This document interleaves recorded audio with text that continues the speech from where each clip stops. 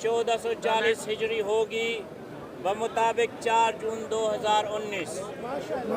اللہ کریم ساری امت کے صیام و قیام کو قبول فرمائے اور عید الفطر خیر و عافیت کے ساتھ انہیں نصیب فرمائے۔ پشاور کے علاوہ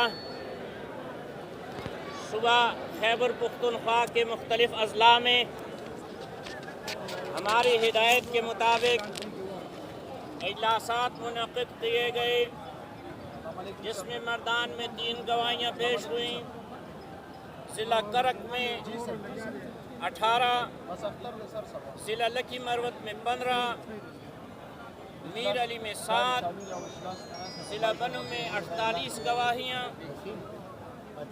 اور دیگر بنو کی پیکیز میں 29 گواہیاں، ضلع ہنگو میں 4، ڈومیل میں 10، کنگی میں 2، اسی طرح ایدک میں بھی چاند نظر آیا۔